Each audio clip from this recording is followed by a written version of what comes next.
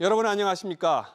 서울 집값이 6년 9개월 만에 최고 상승률을 기록하자 정부가 치솟는 집값을 잡기 위해 긴급 대책을 내놨습니다. 이번 이재명 정부가 출범 약 한 달 만에 내놓은 첫 부동산 대책은 초고강도 대출 조이기에 초점을 맞췄습니다. 오늘은 새 정부 첫 초강력 부동산 대책 소식 집중적으로 분석해드리겠습니다. 정부가 사상 처음으로 수도권 주택담보대출 한도를 6억 원으로 제한하고 다주택자와 갭투자 대출을 막는 초강력 부동산 대책을 발표했습니다. 현금 부자들보다는 자금 여력이 부족한 젊은 무주택자들에게 직접적인 영향을 받을 것으로 보입니다. 첫 소식 정동진 기자입니다. 정부의 이번 대책의 핵심은 집값을 밀어올리는 대출의 힘을 줄이겠다는 겁니다. 무리해서 빚내 집을 사는 구조 자체를 끊겠다는 의도입니다. 우선 주담대에 처음으로 6억 원 상한선이 생겼습니다. 연봉 1억 원 이상을 버는 사람이라면 약 7억 원까지 대출이 가능했던 과거와 달리 앞으로는 얼마를 벌어도 6억 원 넘게 대출이 안 나옵니다. 유주택자는 추가 대출이 더 어려워집니다. 기존 집을 6개월 안에 팔지 않으면 새로운 대출은 아예 금지됩니다. 갭투자에 쓰이는 조건부 전세대출이 막히면서 사실상 갭투자 통로도 차단됐습니다. 정책 대출도 예외는 아닙니다. 디딤돌, 신혼부부 대출 한도가 줄었고 생애 최초 LTV도 80%에서 70%로 낮아졌습니다. 기존엔 없었던 6개월 내 전입 의무도 생깁니다. 이번 대책으로 현금 여력이 부족한 3040 무주택자들이 가장 큰 영향을 받을 것으로 보입니다.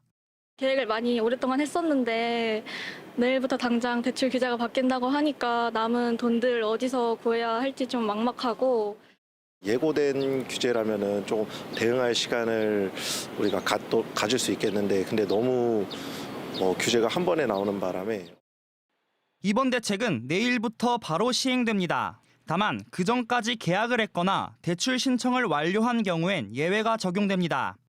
SBS 비즈 정동진입니다. 오늘 정부가 발표한 이번 첫 부동산 대책에는 수요 억제에 초점을 맞춘 대출 규제 강화 방안만 있을 뿐 공급 대책은 제시되지 않았습니다. 그래서 이번 대책만으로는 정부가 원하는 근본적인 대안을 마련할 수 없고 그래서 이번 규제 효과가 단계에 그칠 것이란 평가가 나옵니다. 이어서 박연신 기자가 보도합니다. 정부는 일단 돈줄을 조여 집값 상승 속도를 늦추고 공급 대책 등 근본 방안은 좀 더 신중하게 접근하겠다는 계획입니다.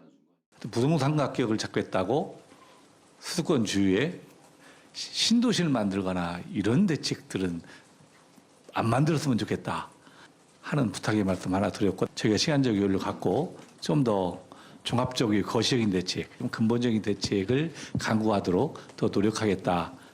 어설픈 공급 대책이 시장을 오히려 자극해 역효과를 낼 수 있다는 점도 작용했습니다.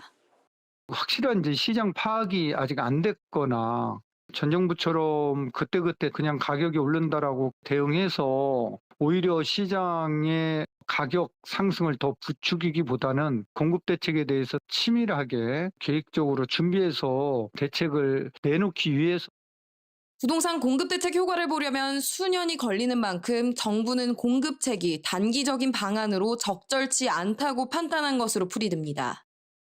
공급이라는 게 집값이 좀 안정화됐을 때 열심히 했어야 되는데 공급 물량을 여기서 더 추가로 발굴을 해서 한다 하더라도 수요가 당장에 이루어지는 것이 아니기 때문에 수요를 어느 정도 희석시킬 만한 그런 대책이 되기엔 좀 어렵다고. 다만 디딤돌 대출이나 보금자리론 등 실수요자를 대상으로 한 정책 대출 역시 줄어들면서 실수요자까지 줄어들 수 있습니다. 일시적으로는 관망 분위기로 갈 것으로 예상이 되지만 다주택자나 갭투자 이 문제를 해소하기는 한계가 있습니다. 정작 보호 대상인 정책자금 대출을 규제 대상으로 직격탄을 맞기 때문에 위축이 불가피해 보이고 뚜렷한 공급 대책이 나오지 않는 상황에서 먼저 꺼내든 대출 조이기 카드가 집값 상승세를 어느 정도 잡을 수 있느냐에 따라 공급 카드 시점도 정해질 전망입니다. SBS 비즈 박연신입니다. 이처럼 정부가 사상 유례 없는 극약 처방을 꺼내들었는데 그럼 실제로 대출이 얼마나 줄어드는지 또 효과는 있을지 이 내용은 이한승 기자와 좀 더 함께 짚어보도록 하겠습니다. 자, 이번에 그러면 이 기자, 규제 강화로 인해서 받을 수 있는 대출은 그럼 도대체 얼마나 줄어드는 겁니까? 네, 금융위에서도 이 규제 전후로 얼마나 대출이 바뀔지 예측한 결과를 내놨는데요. 만약 연소득이 1억 원인 차주가 서울 아파트 중위가격 수준인 10억 원 주택을 산다면 원래는 7억 원 가까이 대출을 받을 수 있었는데요. 이제는 주담대 한도 6억 원 제한으로 인해 1억 원가량 대출금이 줄어듭니다. 연소득 2억 원인 차주가 20억 원 주택을 산다면 기존에는 14억 원까지 대출이 나왔지만 이제는 현금 14억 원이 있어야 가능합니다.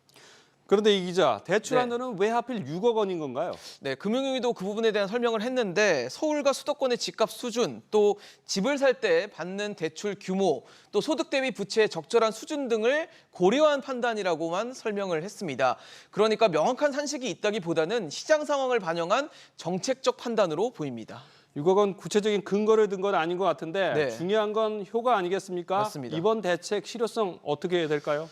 일단 의문입니다. 아무래도 물론 이제 규제를 강화하면 수요가 억눌리면서 가격이 낮아지는 단기적인 효과는 있을 수 있습니다. 하지만 이미 문재인 정부 내내 규제하면 비규제 지역에서 풍선 효과가 나타나고 또 그 지역을 조이면 그 옆으로 수요가 몰리는 현상이 반복이 됐는데 금융위가 추가 규제를 준비한다고 하자 벌써부터 우려의 목소리도 나오고 있습니다. 새 정부 들어 첫 부동산 대책인데 이 첫 단추를 잘 끼워야 되지 않습니까? 네. 지난 문재인 정부 때도 추가적인 부동산 대책들이 수차례 나오면서 시장에서 내성이 계속 생기면서 효과가 없었는데 그럼 이 추가적인 조치 예상되는 게 있나요 또? 네, 몇 가지 있는데요. 이번 조치로 무주택자를 비롯해서 6개월 내 집을 처분한 1주택자의 규제 지역에서의 LTV는 50%입니다. 그런데 이 비율을 낮춰서 받을 수 있는 대출을 줄이는 방안이 나올 수 있습니다. 그리고 현재 DSR 적용을 받지 않는 전세 대출이나 정책 대출을 DSR 산정할 때 포함하는 방법도 검토 중입니다. 또 주담대 위험 가중치를 높여서 은행이 자기 자본을 더 확보하게 대출 여력을 줄이는 방법까지 거론되고 있습니다. 네, 이 기자 잘 들었습니다. 금융당국이 초유의 강력한 가계대출 규제 카드를 꺼내든 가운데 은행뿐만 아니라 금융권 전체로 대출 축소 움직임이 확산되고 있습니다. 이번에는 보험사들도 선제 대응에 나서면서 실수요자들의 고민은 더욱 깊어질 것으로 보입니다. 이 내용은 신성우 기자가 전해드립니다. 현대해상은 다음 달 1일부터 신용대출 신규 판매를 중단하기로 했습니다. 앞서 DB손해보험과 신한라이프생명이 신용대출을 중단한 데 이어 현대해상도 문을 걸어 잠근 겁니다. 현대해상 측은 대출 포트폴리오 조정 차원에서 일시적으로 대출을 중단한다고 설명했습니다. 보험사들은 신용대출뿐만 아니라 약관대출의 문턱도 높이고 있습니다. 약관대출은 보험 계약자가 해약 환급금 범위 내에서 받을 수 있는 대출로 DSR 규제를 피할 수 있어 지금과 같은 대출 규제 시기에 수요가 몰릴 수 있습니다.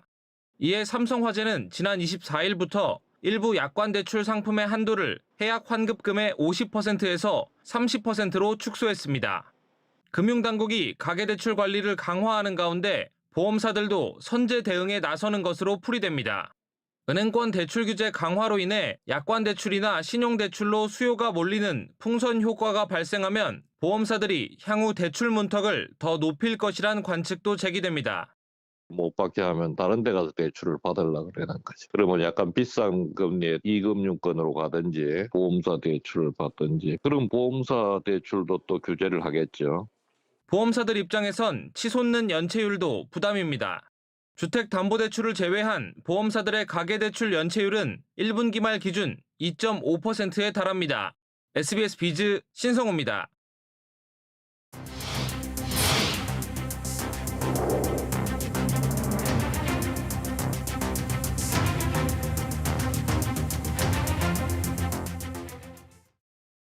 (3년 9개월) 만에 3,100선을 넘겼던 코스피가 이틀 연속 약세를 보이면서 3,050선까지 내려왔습니다. 특히 이번 달 들어서 집중 매수에 나섰던 외국인 투자자들은 지난 사흘 동안 국내 증시에서 2조 원 넘는 매도 폭탄을 던지면서 하락을 이끌었습니다. 먼저 오소영 기자입니다. 코스피는 어제 이어 하락 마감했습니다. 기관과 개인이 8천억 원 넘게 사들였지만 역부족이었습니다. 지난 5월부터 순매수로 전환했던 외국인은 사흘 동안 1조 5천억 원 넘게 팔아치웠습니다. 코스닥에서도 같은 기간 5,400억 원 가까이 순매도해 780선까지 후퇴했습니다.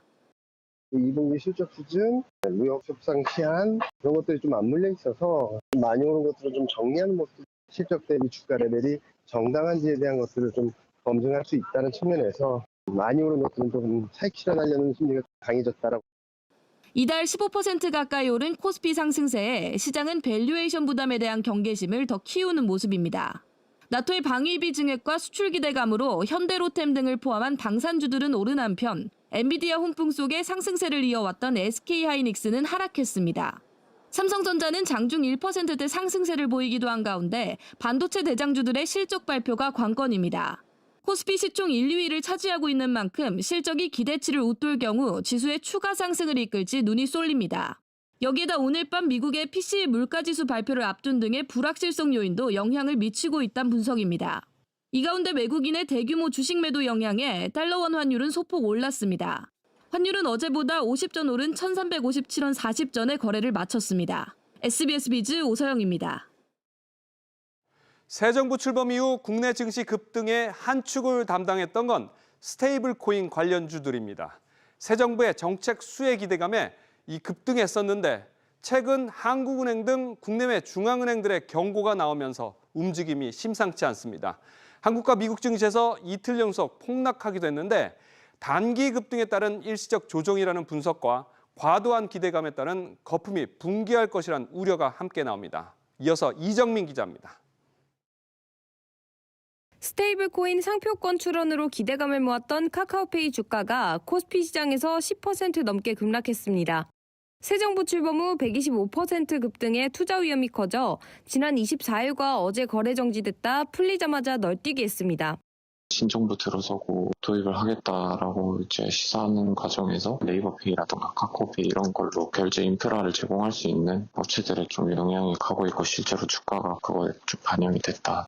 스테이블코인은 실물 자산과 가치가 연동되는 가상자산입니다. 예를 들어 달러 연동 스테이블코인은 한 개의 1달러로 값이 고정되는데 다른 코인과 달리 등락이 거의 없어 국경 없이 쓸 수 있는 결제 수단으로 기대를 모으고 있습니다. 최근 미국에서 제도권 편입 움직임이 본격화되며 관심이 더 뜨거워지고 있습니다.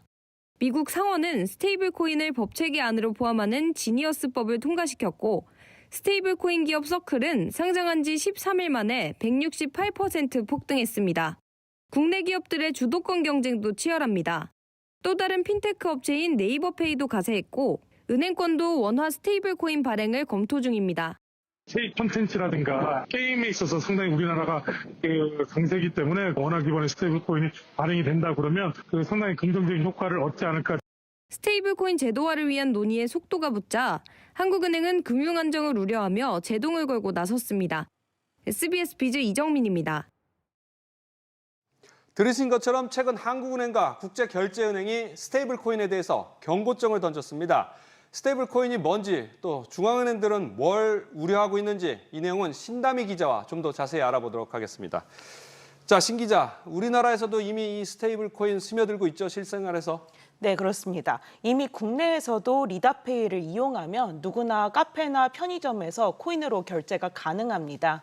이렇게 결제를 할 때 코인의 가치가 들쭉날쭉하면 사용하기가 좀 어렵겠죠. 스테이블 코인은 코인 한 개가 1달러와 같은 가치를 가지고 있어 안정적으로 사용이 가능합니다. 또 국경을 넘어 현금을 송금할 때는 환전 수수료나 시간도 많이 들지만 스테이블 코인은 전자지갑을 이용하면 은행이나 카드사를 거치지 않고 즉시 결제가 가능합니다. 이런 장점들 때문에 미국 등 해외 주요국들이 스테이블 코인의 법제화를 서두르고 있습니다. 듣기에는 장점들이 굉장히 많은 것 같은데 그런데 한국은행은 왜 경고를 하는 거죠? 네, 스테이블 코인은 법정화폐 가치가 연동된다는 신뢰를 바탕으로 하고 있는데요. 한국은행은 이 신뢰가 깨질 경우 대규모 인출 사태인 코인런이 발생할 수도 있다고 우려했습니다. 또 달러 스테이블 코인을 사려는 수요가 커지면서 해외로 국내 자본이 유출될 수도 있다고 지적했는데요. 중앙은행의 중앙은행이라고 불리는 국제결제은행도 스테이블 코인이 통화 주권을 약화시키고 신흥국에서 자본 유출이 발생할 수 있다고 설명했습니다. 스테이블 코인의 도입이 금융 시스템 전체에 영향을 미칠 정도로 파급력이 클 것으로 예상한 겁니다. 그래서 우리나라에서도 이 스테이블 코인을 법 테두리 안으로 들여오기 위한 논의가 진행 중인 거죠. 네, 그렇습니다. 이재명 대통령이 후보 시절부터 스테이블 코인의 유통과 발행을 공약으로 내세운 만큼 새 정부 출범 이후 논의가 활발해지고 있는데요. 지난해 7월부터 우리나라는 이미 가상자산 이용자 보호법을 시행해왔지만 이는 이용자 보호에 초점을 맞춰왔습니다. 이에 산업 전체를 포괄할 수 있도록 여당에서 디지털 자산 기본법이 발의했고 스테이블 코인을 중심으로 한 법안도 추진 중입니다. 금융위원회도 지난 2월부터 스테이블 코인을 포함한 가상자산 2단계법 개정안을 논의하고 있는데요. 오는 9월 정기국회가 열리면 입법 움직임이 본격화될 전망입니다. 네, 신 기자 잘 들었습니다. 노조의 파업 피해 책임을 묻는 것을 제한하는 이른바 노란봉투법이 여당 쟁점 법안으로 채택됐습니다. 노란봉투법이 통과될 경우에 노사 갈등이 빈번해져서 기업들은 골머리를 앓을 가능성이 큰데요. 정부와 여당이 신속한 법안 처리 의사를 밝히면서 향후 기업들의 경영 활동에도 난항이 예상됩니다. 이 내용은 김한나 기자가 취재했습니다. 역삼동의 한 아파트 단지입니다. 코웨이 방문점검원 노조는 일감을 의미하는 계정을 일정 수준 이상 보장해달라며 대표이사 자택 앞으로 몰려와 시위를 벌였습니다. 회사는 말합니다. 계정 보장은 경영권 침해다. 계정은 단순한 숫자가 아닙니다. 점검 수수료 몇백 원 올려봐야 계정이 없으면 아무런 소용이 없습니다. 노조는 오늘 저녁부터 코웨이 본사 앞에서 1박 2일 농성투쟁에 들어가며 압박 수위를 높일 계획입니다. 최근 하나오션은 대우조선해양 시절인 지난 2022년 하청노조 간부 5명을 상대로 제기한 470억 원대 손해배상 청구 소송 취하를 검토 중이라고 밝혔습니다. 그간 배임 소지가 있다는 이유로 소송 취하를 거부해온 하나오션이 새 정부 이후 눈치 보기에 나선 것으로 풀이됩니다. 김영은 고용노동부 장관 후보자는 노란봉투법은 반드시 가야 할 길이라고 말하면서 법안 처리에 속도가 붙을 전망입니다. 사측의 견제 역할을 할 수 있는 부분이 있었기 때문에 3번 할 거를 한 번 한다든지 했을 텐데 잦은 파업으로 인한 조업의 차질 그런 앞으로 강경한 드라이브를 통해서 사측을 압박할 거라고 저는 생각합니다. 노란봉투법을 앞두고 노조가 목소리를 높이고 있는 가운데 기업의 대내외 환경은 더욱 악화되고 있어 노사 갈등은 또 다른 경영 악재로 작용할 수밖에 없습니다. SBS 비즈 김한나입니다. 주말인 내일 새벽 첫 차부터 서울과 수도권 지하철 요금이 150원 오릅니다. 가뜩이나 힘든 물가 상황 속에서 대중교통비까지 부담이 커지게 됐습니다. 윤재 기자, 그럼 수도권 지하철 요금 얼마가 되는 건가요? 서울과 경기, 인천 지하철 교통카드 기본요금이 기존 1,400원에서 1,550원으로 150원 인상됩니다. 청소년은 900원으로 오르고 어린이 요금은 550원으로 오릅니다. 현금으로 일회권 카드를 구매해 이용할 경우엔 성인과 청소년 모두 1,650원을 지불해야 합니다. 10km 이내는 기본요금을 적용하고 일정 구간마다 100원씩 추가되는 거리별 구간요금과 추가 운임체계는 변동 없이 기존처럼 유지됩니다. 이번 인상은 철도 운영기관의 적자 누적과 안전투자 확대 필요성 등을 고려한 조치로 풀이되는데요. 수도권 지하철 기본요금이 인상된 건 2023년 10월 이후 1년 8개월 만입니다. 지하철은 출퇴근 시민들의 발이라고 할 수 있을 텐데 한 달로 따지면 그럼 부담이 얼마나 늘어나게 되는 건가요? 기존에는 지하철 왕복요금으로 2,800원이 들었지만 이후에는 3,100원이 드는 건데요. 한 달에 22일 통근을 한다고 가정했을 때 원래 기본요금 6만 1,000원 정도였다면 앞으로는 6만 8,000원으로 6,000원 넘게 늘어나는 겁니다. 이 가운데 교통비 부담을 낮출 수 있는 혜택 상품이 주목되고 있습니다. 월간 대중교통 이용 횟수와 비교해 더 저렴한 것으로 선택하면 됩니다. 예컨대 기후동행 카드는 서울과 수도권 내 일부 지자체에서 지하철과 시내버스를 무제한으로 탈 수 있는 월간 정기권입니다.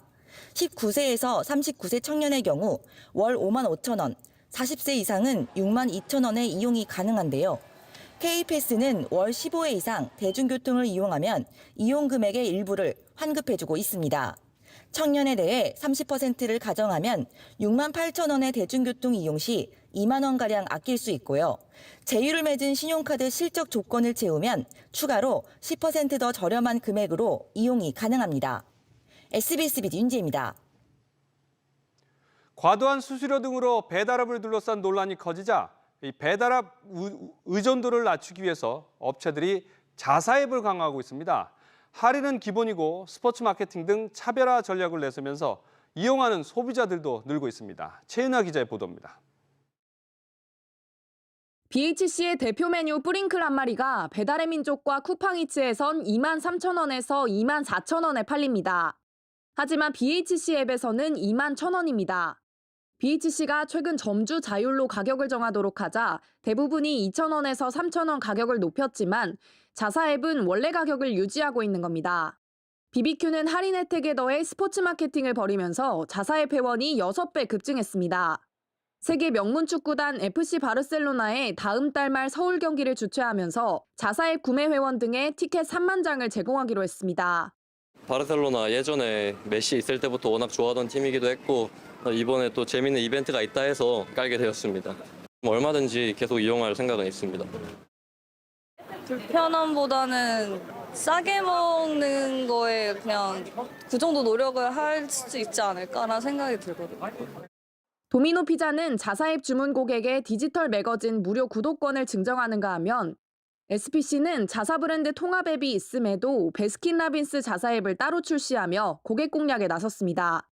단독몰로 들어가는 건 소비자 입장에서는 귀찮은 부분이 있다. 그런데 수수료가 안 나가는 거니까 그거에 조금만 몇 프로만 풀더라도 소비자한테 풍성한 혜택을 줄 수가 있거든요. 자사몰 가두리에 가두는 게 그래도 가능할 것이다.